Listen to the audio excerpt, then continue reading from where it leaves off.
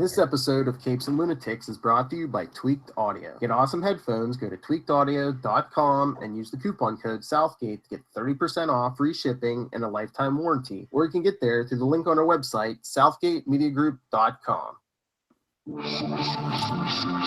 Hello and welcome to part 2 of our Avengers Endgame review. No, Bazinga, just kidding. It's our Big Bang finale coverage. I am Phil.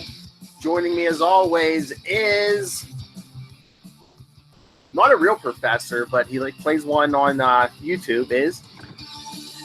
I'm sorry, I'm a real professor because I profess things, so that makes me Charlie the Professor Esser. Here in Newark, New Jersey, go Scarlet Knights.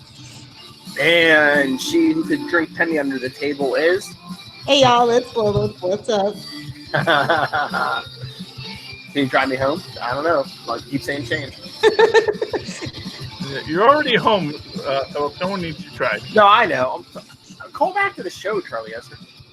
Weren't you I know it's a callback to the show, but like Amy Farrah Fowler misconstruing Penny's points, it's, Amy's little virginal threesome fantasy ain't happening. Okay? Sister That's all we wife. can say. She's not I know. She's not a virgin. She's had sex this many times. She's plus like, two. It's like, nah. She's bad as Wallowitz, just to be honest. She's the male Wallowitz, not Who, the male Amy? Sheldon. To be honest, they all are. I mean, honestly, let's be clear. Sheldon is spoilers as an asexual. Well, no, I'm not. I mean, he's not really asexual at this point, but Sheldon is the least creepy, and Leonard is the next least creepy among the creepy people. Penny, I don't think has ever really been creepy. I think she's always just been like, okay, I'm the lady everyone wants to have sex with, but okay, thank you. I'm here in this show too. Are you a Married with Children aficionado? Who? I watched it. So Sheldon and Penny's relationship is a lot like Bud and Kelly's, where sure she was kind of slutty, but the things that Bud said made it seem even worse. And so that's Penny and Sheldon's relationship. Yes, but I don't think for the longest time Sheldon really didn't understand a lot of what goes with coitus. Bud Bundy knew what was going on there. It's his sister, and he had to exaggerate. Is the point that I'm making? Yes. What I've always felt about Penny and Sheldon is that they were both people who always felt separated from the rest of the world. Penny by her beauty and Sheldon by his intellect. Both sort of felt like both felt superior and were honored by the world for their superiority, but also felt unattached to that, which is why they both felt this commonality between them. And, spoilers for the very last scene, I feel that was this connection that we get and you're waiting for Sheldon as he's introducing his friends to call out who isn't a doctor, who isn't at his level, but he doesn't with Penny. He actually introduces Leonard and Penny together, as you should. Penny Hofstetter, and we never learn her maiden name. No, well, why can't you? I know. Well, but they fixed the elevator, so it's like, Well, exactly. The elevator is working again, as it should be. Honestly, they got two landlords. That's my headcanon. Only took 12 years. Yeah. Well, to be fair, okay, so let me just give you a little bit of, this is in a very high market area. People who have an apartment in this area don't want to cause trouble. So even though honestly, what I have to say, here's what I'll say to you. Everyone in the building knows who destroyed the elevator, which explains why you never meet any of their other neighbors, because they all know that these two idiots destroyed the elevator. You could drop another. They might drop another rocket on them. No, it's not even that. It's that no one wants to talk to them because they don't want to socialize with them. They all have to live in this situation because the housing economy is so tight, no one can give up their apartment. And no one wants to complain about it. Because if you complain about it, you might lose your apartment.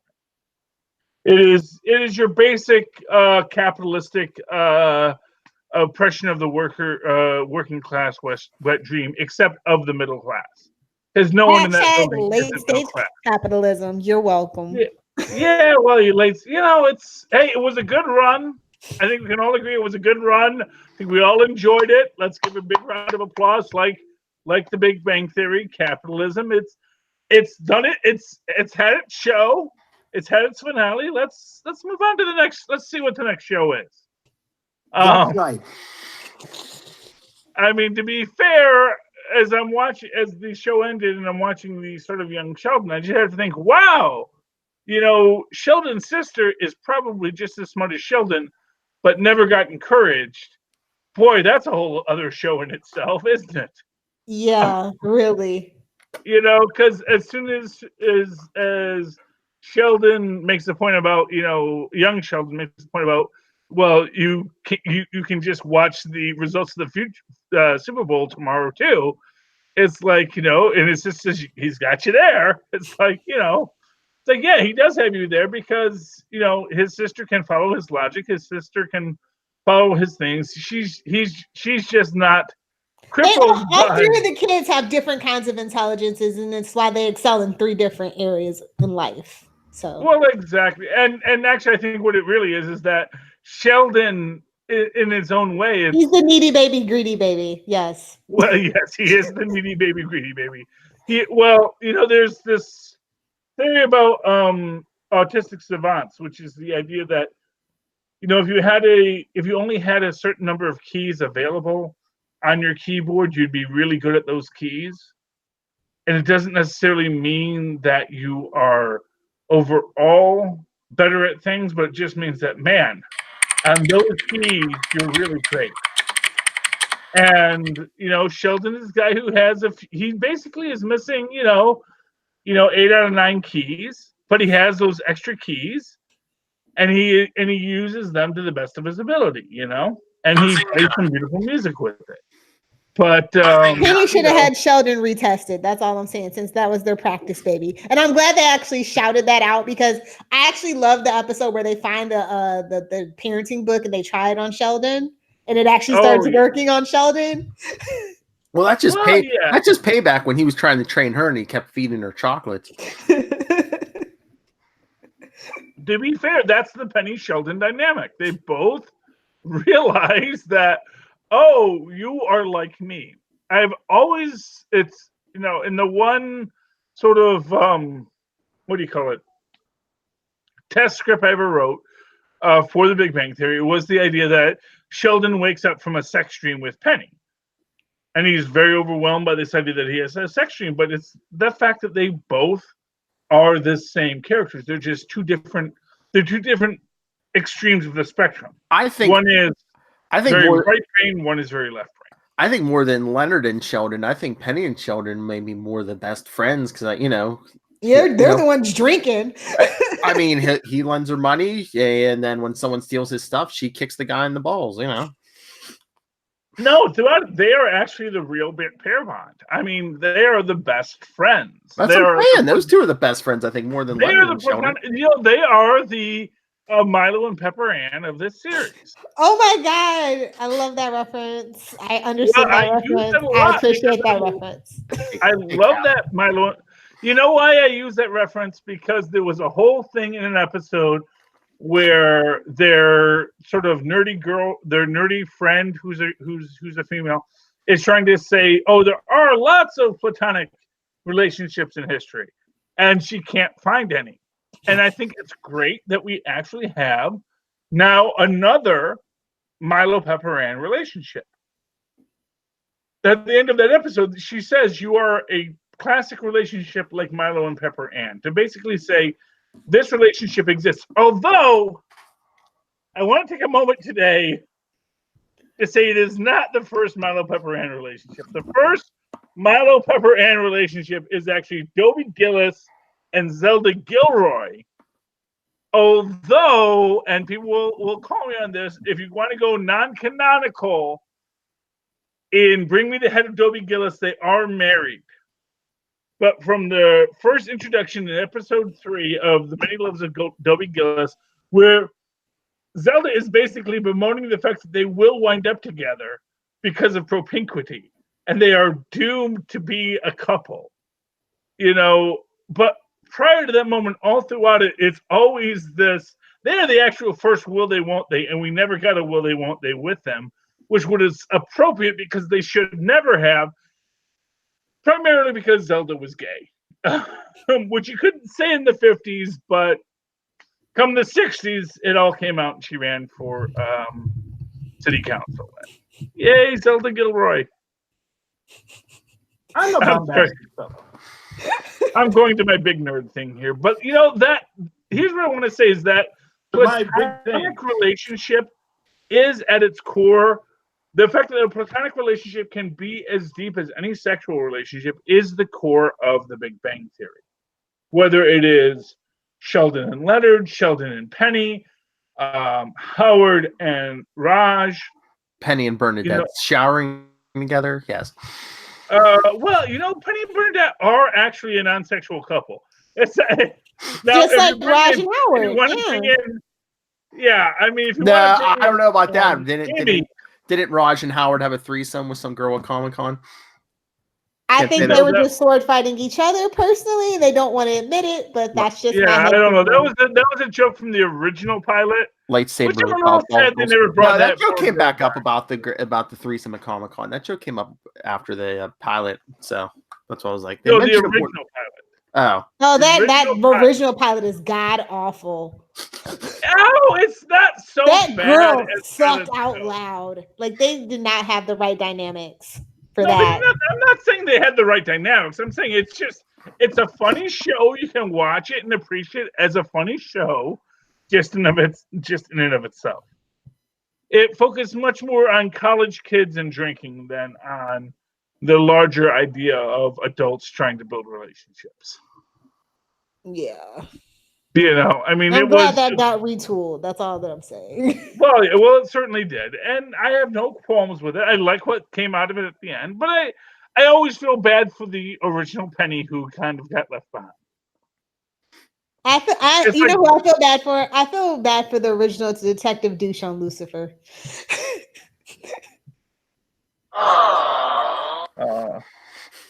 Yeah. See, to me, if you got on this show, I don't feel as bad for you because you at least had an existence. Now you're making like $1 million. Funny from Gilligan's Island. That's who I feel bad for. Yeah, you got to go see the unreleased pilots, Philip. You got to pick up on this stuff. But what about Pete Best? I feel bad for Pete Best too. Yeah.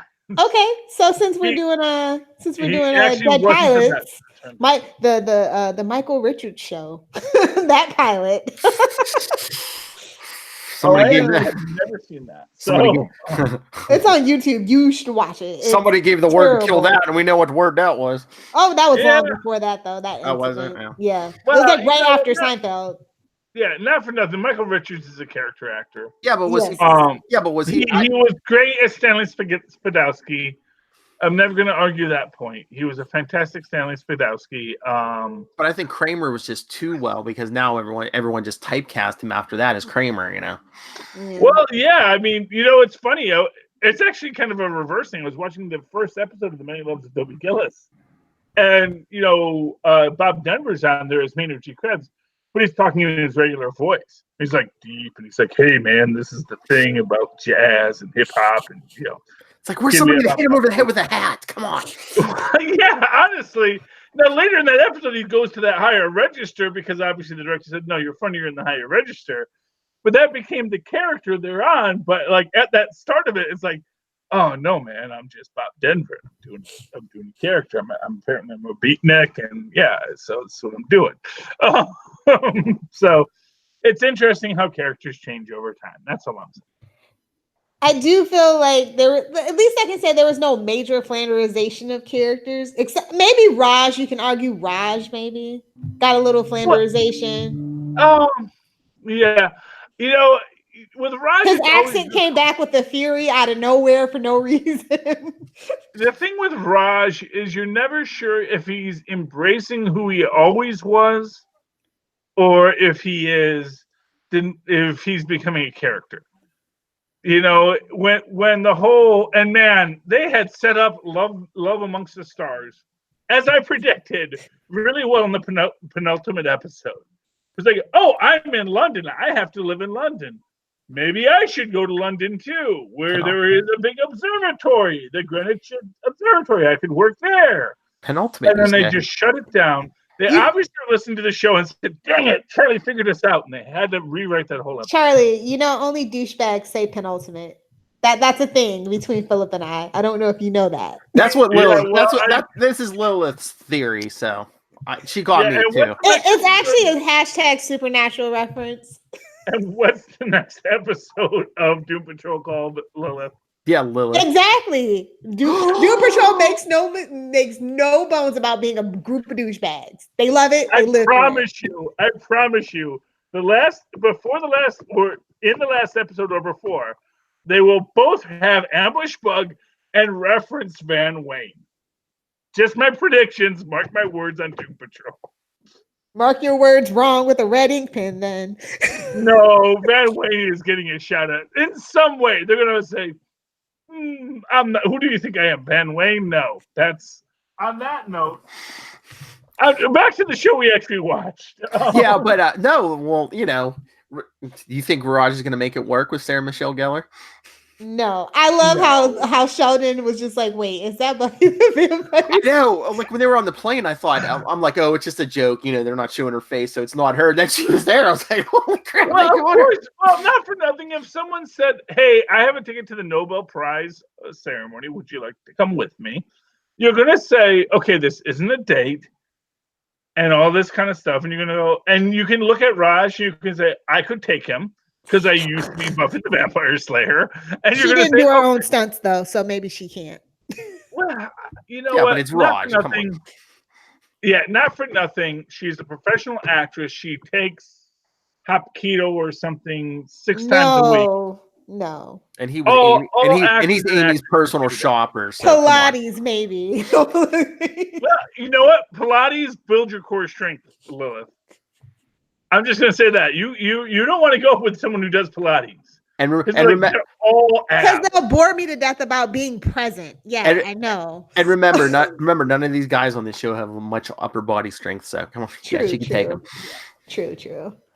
Well, you know, and not for nothing, she is a professional celebrity. She could actually bring the thwart of the media down upon him, and get his butt kicked by Bill Nye or Neil deGrasse Tyson or I mean just get him fired from his job, you know. If she comes out the next day and says, you know, Raj Kutrapali did something untoward with me, #me too, it is going to be a damaging thing for him, which is more good. so than believing in aliens when you're an astrophysicist. Raj, which is kind of like, wait. Saying there were aliens. I'm not saying it was aliens, but it was aliens. You know what? He did the right answer, which is you can't say if it's an alien, and it's a parody of the actual structure that we found, or not that we found, but that scientists found that wasn't quite anything we'd seen before.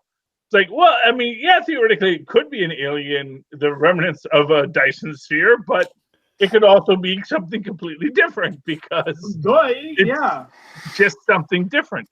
And the right way to say is, I have no idea what this is, and that's what he said. And then everyone said, oh, he says there's aliens. Oh, he said there was aliens. He never said there was aliens. That's all I'm saying. I'm just very disappointed with Raj's arc, though. I am. I just feel like nothing became of Raj. Was that just like a red herring? It's like he was this close to getting married, and then they just he could have been married by the end, but have everybody married? He's the Joey. I guess, but then, but I'm almost glad they didn't make him married because it's like, he was gonna, marry the Indian girl, and I'm just like, wait a minute. I'm like, this could have been your first interracial marriage, the only interracial marriage on this show, and you didn't go, Well, I mean, Howard's Jewish. Yeah, That's The show got canceled. what for do having they a call Jewish that? Where there's and two different a religions. Catholic lady married. So when you say it's not the first, it's like, well, you don't know how racist we used to be. So was it Mary and Ira? I forget what it was called, but yeah, it was.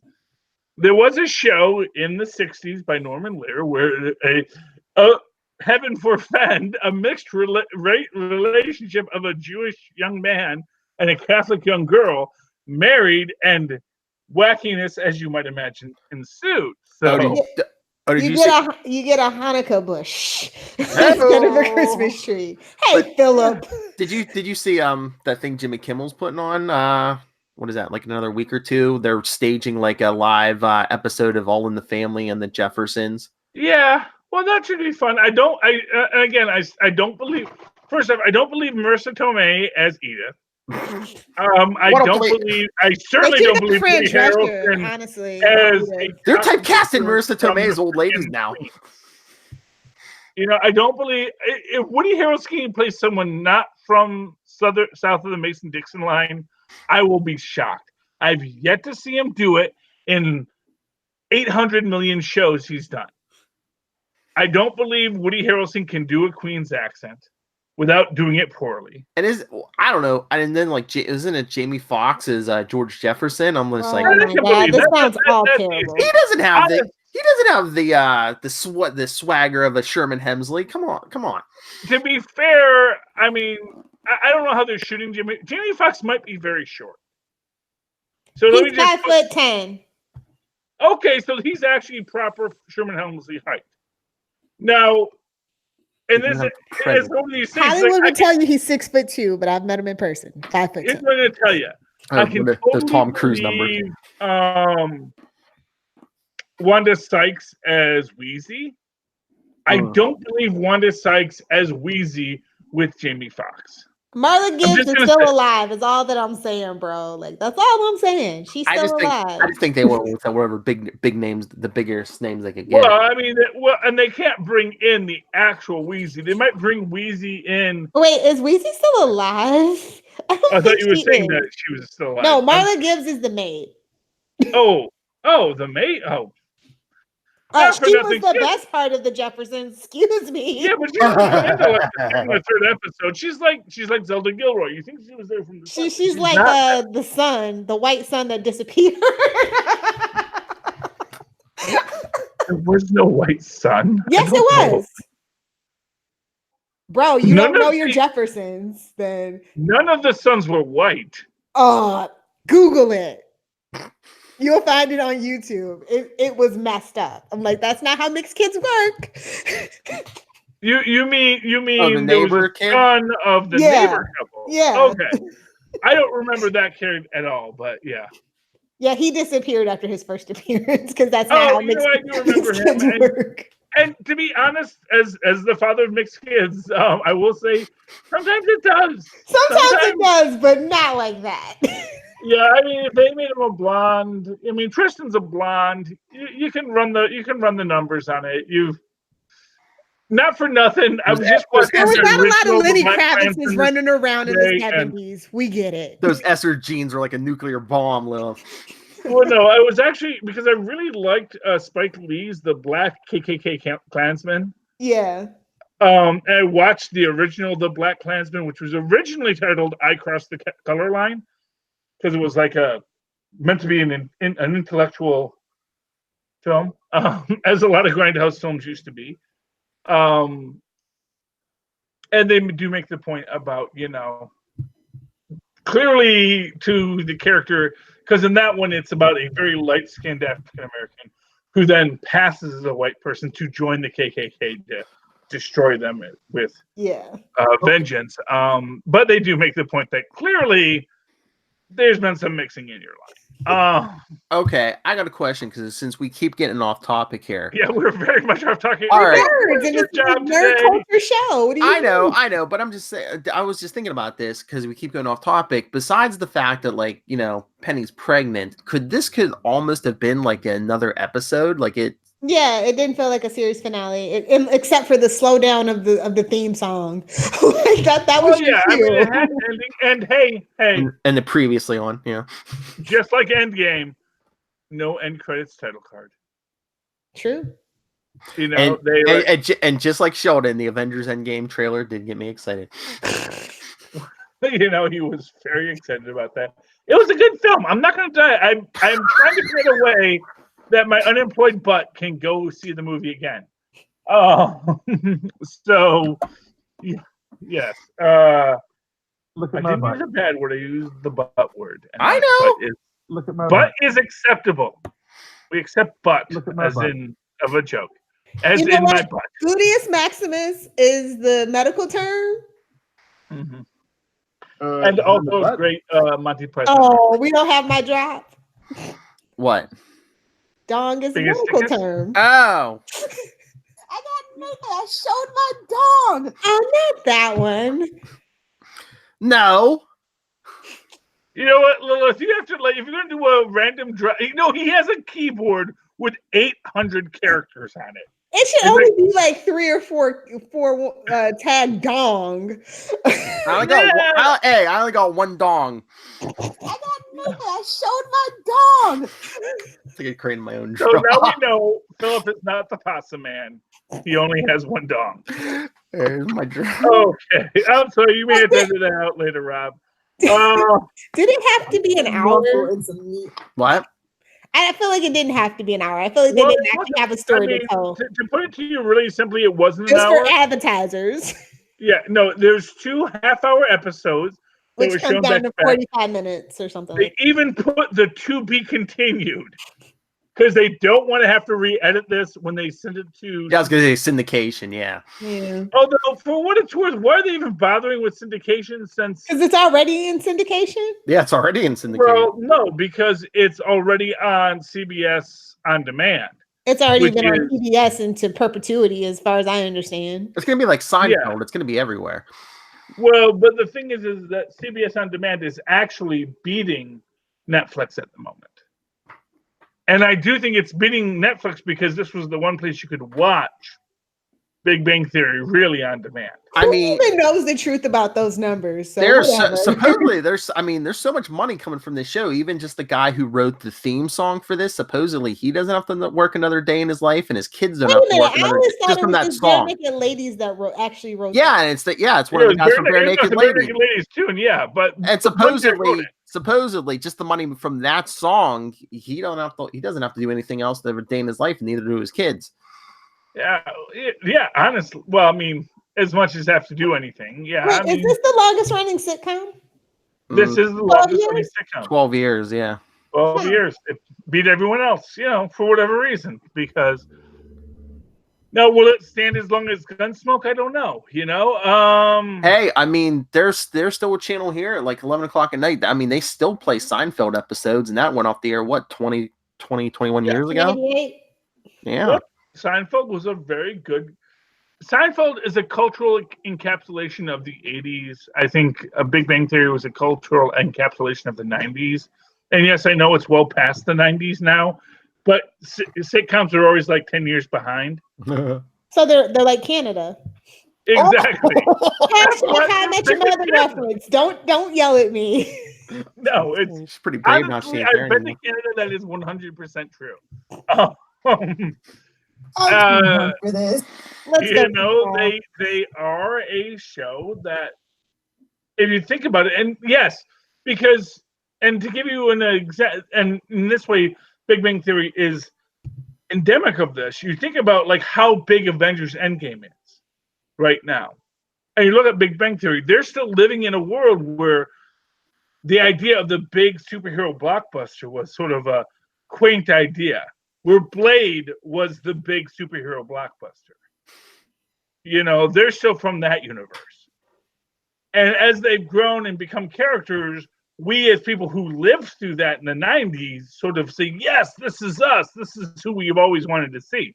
Now, when you get to the next big show, it'll be a show about the aughts, and it'll be what kids today are watching, which will be people on YouTube going, because that's what my kids like. I don't know why, but they love people screaming on YouTube. Yep. The children love the YouTube. Yep. PewDiePie. They're always so up. They're always so shocked on YouTube. I Charlie don't know is why. secretly a little bit of a Cartman. I never knew.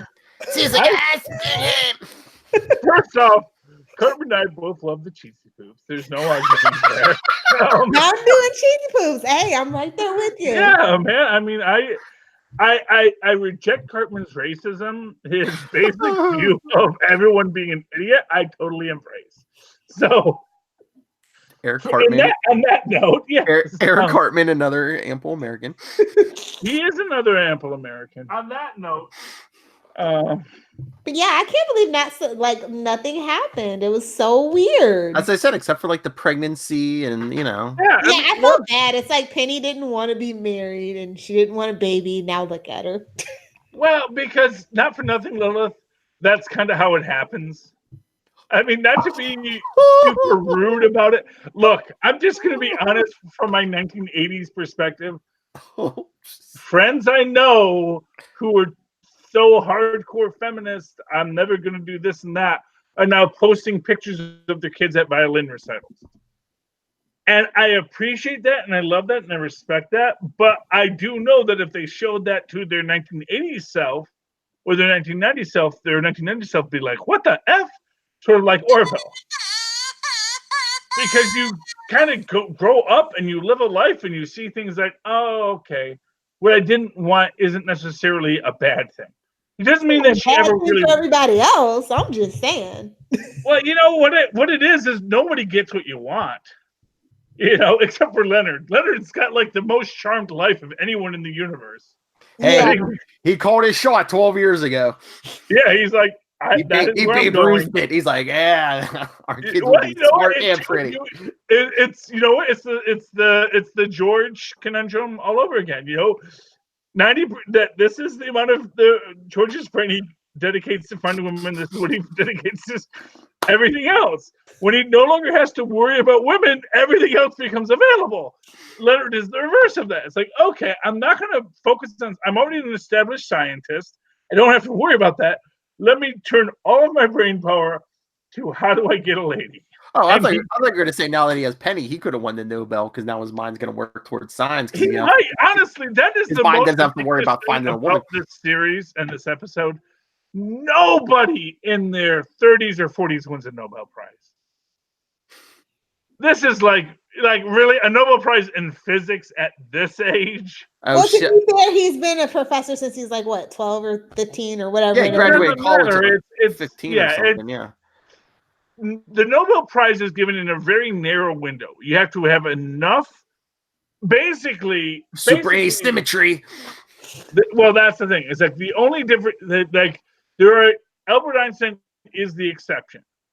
Albert Einstein is a guy who posited something so revolutionary that he got it when he was still like in his 20s. You know, when he was still in the bar, it's like, what? I want a Nobel freaking Prize? What the heck? And they sort of are using that as the model here, that Sheldon is another Albert Einstein. Yes. I don't know if they've established that. That's all I'm going to say on that concept. He figured out the super connectivity of the universe. Yes. Well, actually, technically, the super non-connectivity. Because super asymmetry doesn't mean anything. So really, he's a DCEU fan. Gotcha. Yeah, I mean, really, that's the thing about super asymmetry. It doesn't actually mean anything. It's a cool word, but it doesn't mean anything. Sparkling quantum tentacles? Yeah, it is basically quantum tentacles. It's like if you're gonna say there is a super asymmetry, you have to establish the ratio of that super asymmetry, which means now it's symmetrical. Unless you're gonna say the asymmetry is based off of some sort of a secondary gradient that moves in another direction. So there's this, and then there's this, which is a little to the left. And then the next thing will be a little more to the left, and the next thing will be a little more to the left. Next thing will be a little more to the left, which is a classic fractal idea. But you'd have to show that in science. Right. I'm just gonna be real. Oh, I get it. Thank you. I hate the Nobel Prize subplot. I hated it, especially with Sean Astin and Cal Penn. Like I hated it. That took up way too much time of the last season. I'm sorry. That was it's Barney and Robin's wedding all over again. Well, I guess they wanted to give Sheldon and Amy something. You know, Leonard and Penny are pregnant, and And we didn't get to hear Michael's first words. Stuart got his rib cracked. Did he end up with Denise? Like, what's going on? I actually think Stuart and Denise is gonna be the spinoff. Boo! I want my that's what everyone else said too, Lola. But it was a thing. The only people who got screen time this episode are the people who are main characters. And for those who don't remember, Stuart got made a main character. Stuart got made a main character. He got demoted. I'm sorry? He was a main character, but then he got demoted. He got demoted? When did he get demoted? I didn't hear that. Okay. Well, he was the last, where they were negotiating contracts. He is Stuart. Yeah. Stuart is, but Stuart is the only then Stuart is the only non-main character who got lines this episode. Yeah. So I do think that maybe. Well, no, Kripke made the prank call in the beginning. Yeah, Kripke did make the prank call. Although Kripke has his own show on Speechless. And honestly, I got to say, Speechless is an amazing show. It's really a lot of fun. You should all be watching it. And Kripke does not have an Overfoot accent. Well, you thought that was his real voice? Part of me did, yes. Part of me really thought, they're not going to make a guy do that if it's not his real voice. And they did. Like you said, this show is stuck in the 90s. So in the 90s, that was acceptable. As I said, that's why it's like, Seinfeld is the 80s. This is the 90s, When you get to the show of the aughts, we should be getting soon. We should be getting an aughts show soon that says this is what everyone was like in the aughts. We were all about podcasts and the $1 million you could make there. Major networks. You want a sitcom? A sitcom about a podcast? Call us. Yeah, I think there's potential here. To be honest with you, did you see everyone setting up in the beginning? See Charlie Esser sitting down the podcast with no pants on, with his apple juice. I'm sorry. Is there a dress code on this podcast? I thought we were wearing t-shirts. No, I'm talking about funny stuff for the sitcom. Yeah, I know, Philip. See, that's Patreon, you mean? What? For the can't be thinking about funny stuff for the sitcom. The funny stuff in the sitcom just has to be there. That's what makes it a show about nothing. We're Seinfeld. Well, we're Master of None 2.0.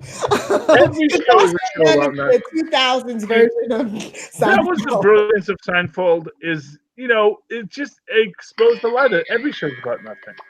Nothing really matters. Everything follows a thing, and we're gonna have some wackiness, and that's the show. Serenity Now.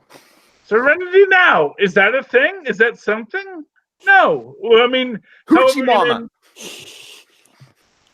Gewalt. It is what it is. It's not festive this time. You want to? Here's one of these things. Here's the thing about this episode, this show, this last two episodes. They are not disappointing in any conceivable way. But they're not making you go, oh my gosh, I can't believe they did X, Y, and Z.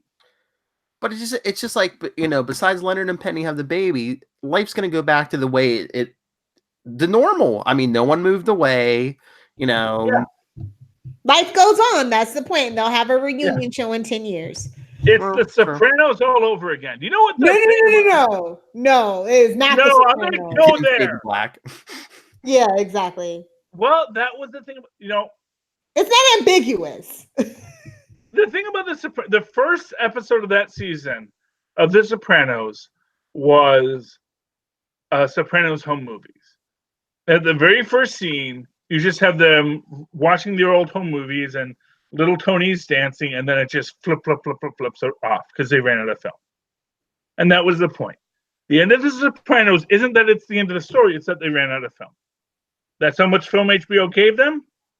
That's how much they shot. I heard they're cheap. But yeah, that's how Tony's heart and brain stopped. They literally ran out of film. yeah, they ran out of film, and that's the story. You heard it here Is first. that, and that's the story of Big Bang 2, is that they ran out of film. And when you're waiting for, well, what's the big change that we're going to end this series on? Life doesn't have big changes. Not for nothing. Well, no, it's You know, constant change. I think those are the that is yeah. Well, it's not even that it's constant change. It's that it's constantly changing in a gradual way. So when you say Penny never wanted to be a wife, Penny never wanted to have kids, and now she's a wife and she's going to have a kid, but none of that does not feel organic. Because life is like, well, we wandered through life, and this is what we got. I mean, Penny thought she was going to be an actress in the beginning. Well, exactly. You know, so did I. Although, to be fair, I do have a film under my belt. Although she actually has two. Yeah, I was gonna say has Serial Apist. And Serial Apist too. So, my hat's off to the character of Penny for having time to get the sequel to the movie. It sounds like I have been pitching that to my director for so long. I may have to direct it and write it myself. Serial Apist. It sounds like something Charlie Esser would star in. I would. Honestly, I'm going to tell you 1,000 times they stole that original scene from the first Serial Apist from Keith Crocker and his original Bloody Ape film. So I 100% think that they are fans of Keith Crocker. Which means they watched a Charlie Esser. Maybe they know who I am. Look, I'm not so vain to think that I am the person that they're listening to. It's super connected. I'm not that vain, but I certainly think they have somewhere along the line came across Bloody Ape, which led them to Serial Apist. You're so vain. You probably think this podcast is about you. I don't. It's actually literally what I'm saying right now, Phil. But, you know. I was making a joke. Humor. I know. Humor, Sheldon. Humble brag. This is where you go, oh, okay. Well, first off, Phil, I did not hear Bazinga. So how could it be you're the Sheldon, my friend. No Bazinga? Okay. You're so vain. Bazinga. There we go. Thank you, Philip. Now I understand the context of the joke. How hard did your mother have you tested? Charlie, sorry, Charlie Esser. Soft kitty. We only had insurance for one test, so that's honestly. I will say, Warm Kitty, Soft Kitty is like definitely every time that it's like my favorite moments of the show. And when he sung it to Amy, I was like, oh. Yeah. It is the smelly cat of this show. It is something that will exist long beyond its existence. And honestly, I think this has much more staying power than Smelly Cat because it is literally something you sing to a small child who's sick. Oh yeah, we've done. So I think thousands upon thousands of children will be listening in Korean to So Kurila. Yes, I'm being racist right now. But they're going to have the translation of the song that every child of the next millennial generation will be taught this song. They will think, here's the thing. They're going to think this is some ancient folk song that has been passed on for hundreds of years, and they just won't know.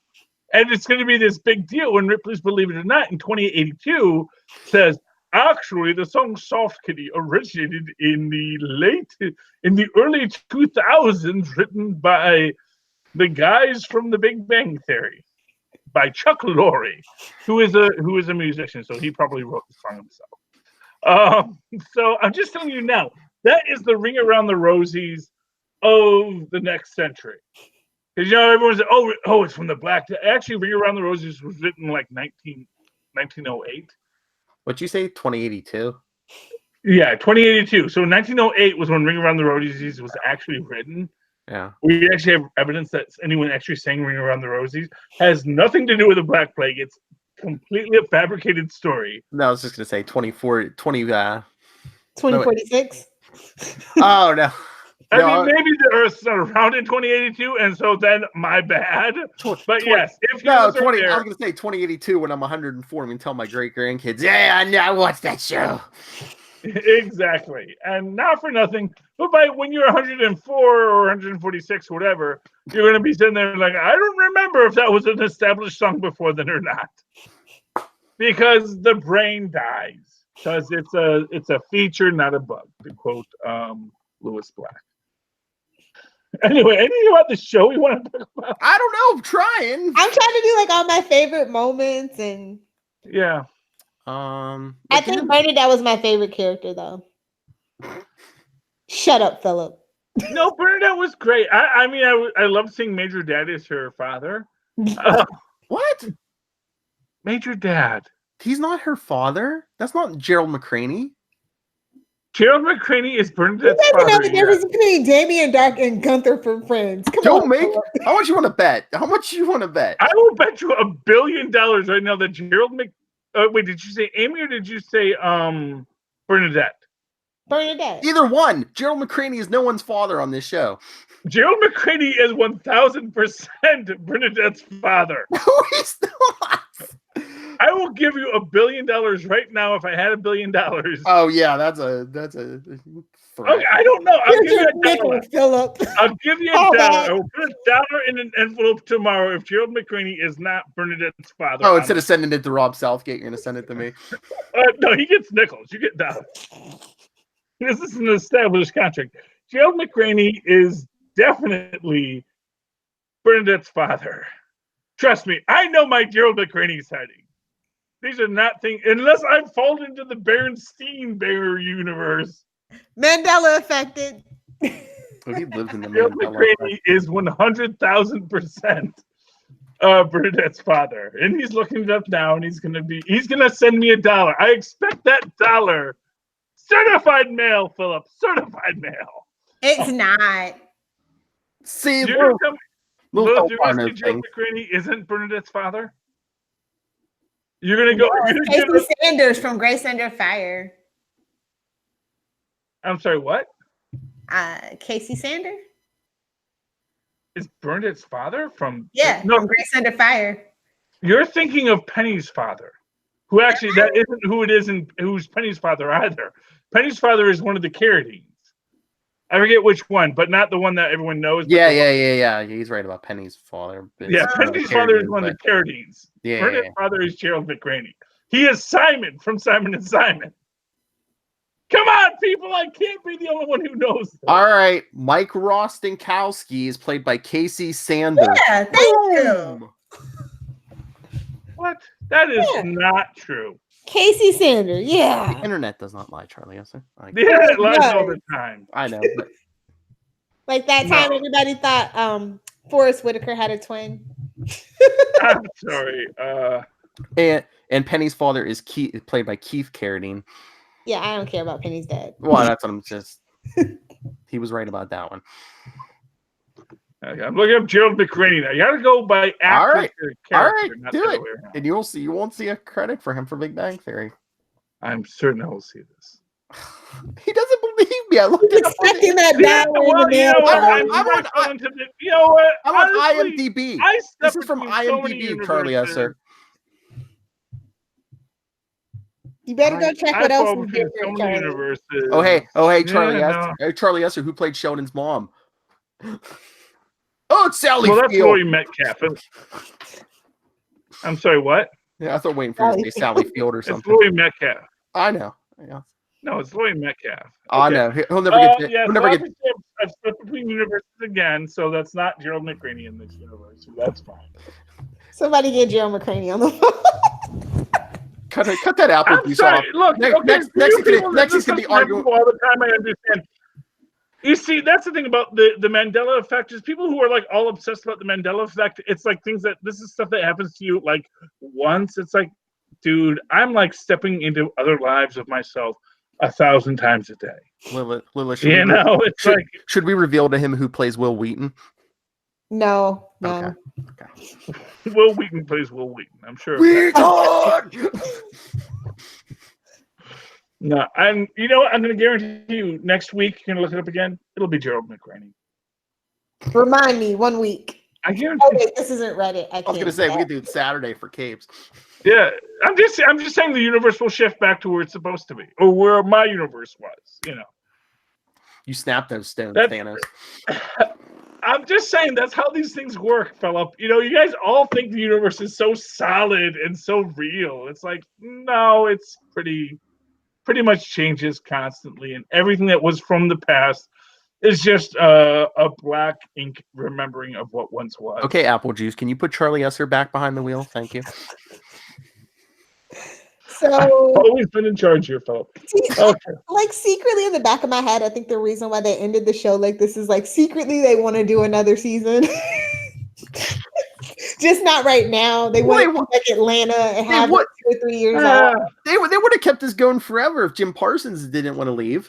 Yeah, not for nothing. I don't think there was. They'll do it like the Connors. They'll just cut Sheldon and Amy off. They stay in Sweden. They move back. They move to Sweden. Yeah, that's a thing. Here's the thing for everyone in the show. That's always a possibility. The only one who is actually bound to Pasadena is Stewart. It's like literally Leonard, Sheldon, everyone else can move to the New York office, the London office. They can all move somewhere else. Honestly, I love a show about Stewart in his comic book shop. That is I would love, honestly, yeah. Who wouldn't love to see Stewart and Gerald McRaney in a show? They'll recast him just for you, Charlie. Won't have to because Universal shifted back to Gerald McRaney being the father on that show. Not for nothing. I've looked it up in the past. It has been true in the past. It's just like I said. You guys don't understand this. This is stuff I deal with every day. Every day the universe shifts for me. It's not like they call when people are wrong but swear they're not. Mandela effect. Alcoholism. I'm just saying, I'm halfway waiting to wake up and find out I have daughters, not sons. Okay, it's just my life. You can pull a reverse diggle. I'm just saying. Did Barry Allen mess up your timeline too, Charlie? You know what? Entirely possible. My mutant power is that I remember what the old timeline was. So I go, oh, okay, so this is my timeline now. So Toxin Gamer 13 used to be Trinity Esser. Who knows? Who knows? All I'm saying is, I'm bolder. And my canonical fan theory is that every time things happen to the universe, it was like, oh, new universe. Okay. Because he doesn't change, because that's his thing. His power is invulnerability and non-changing. Infinity Stones, alcohol, Charlie Esser's reality is always changing.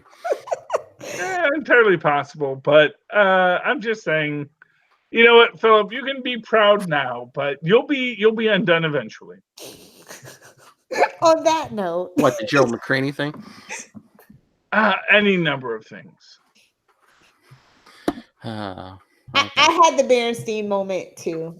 It'll never be stained for me, ever, ever, ever. I don't believe First off, it was always Berenstein, but it was spelled B-E-A-R. That's how I know I'm from a completely different universe than any of y'all. Yeah, isn't that as in B-A-R in Stein? Isn't that like a regional thing? I don't know. No, it's not like Gotham, Philip. Mark my words. Oh yeah, you're getting yours soon, Rob Southgate. Did you see the Dropbox? Oh, I saw something went in there, but I didn't look. Oh, yeah. I put the new agents in, so we know. Little Hellfire cut. Oh, it's ready to go. Yeah. Nice. Okay. Oh, okay. So there we go. Apparently, you'll have to tune into this week's episode of Nuff Said or something else. I don't know. They can plug it now, but apparently they're not. Well, Agents of S.H.I.E.L.D. is coming. The Punisher season 2, episode 1 is coming. Yeah, I put them all in there too. We do 2 and 1. We're like football players, me and Maz. We do 2 a days. 2 a days, man. 2 a days. If it's gonna be 2 different shows, can I get 2 different files? Okay, I will let Maz know that. Since that is a request, I'll let her know that. If you're doing two just punishments, that's fine. But if you're gonna do Agents of S.H.I.E.L.D. and just punishments, two separate files. Just hang out. Okay, so we'll be 2 separate files going forward. All right, thanks. Because we've got Agents of S.H.I.E.L.D. going forward, so. Tuesday nights. That's our plan. Happy nerd. Okay, Philip, let's do our shameless plugs and get to bed. Okay, Grandma. Anyway, yes, send us your thoughts. What did you think of the Big Bang finale? You know, was it worthy of was it an actual finale, or? I was waiting on the blue French horn, just to be honest. And who did you believe was Bernadette's father before this evening? Email us, capesandlunatics@gmail.com. You can follow Capes and Lunatics on Facebook, on Twitter @CapesLunatics. Instagram, Capes and Lunatics, and the voicemail 614-382-2737. That's 614-38-CAPES, and work in progress, capesandlunatics.org. And Lilith Hellfire, architect of our Chaos. well, I was gonna say our online designer. Where can people get a hold of you? If you nerds want to fight me about Casey Sanders as well, you can at me on Twitter @Lil Hellfire, @Lil Hellfire 86 on Instagram, because 69 was taken. Duh. All right, and Charlie Esser. Well, you can always write to me in the old-fashioned email way. And if you remember the universe in which Sheldon McRaney was the father of Bernadette on Big Bang Theory, please connect with me so we can find a way home. Write to me and that old-fashioned email way at superconnectivityblog@gmail.com. That's superconnectivityblog, all one word, @gmail.com. Of course, follow me on the Twitter so I live tweet things that aren't on Thursday night at 9 when we have to do a podcast. Charlie Esser, that's CHARLIE. ESSER. Look for the two E's in the middle. For quality. Bing. There you go. All right. Oh, I needed a slowed down version of this song, just like in Big Bang Theory. No, because we're not going away. We're coming. Yeah, this ain't the final episode, Phil. No. The only way we're getting a final episode is when we're all dead. Yeah. 2082. I'm not dying. I'm putting my brain into a robot. So. Nice. You can keep it. Oh my lord. Oh Good my plan. lord. Good plan. Oh my lord. Year 2099. It'll be cybernetic little Hellfire with Luca and Tristan. Damn straight. It'll be like Doctor Who. Yeah, I'm shuffling off this mortal coil the first chance I get. I'm sorry. We know you're a Gen Xer. You're supposed to be dead already. We're supposed to be dead. You'll haunt us, Charlie Esser. Damn those Russians. They were supposed to drop the bomb already. Goodbye, good night, and bazinga.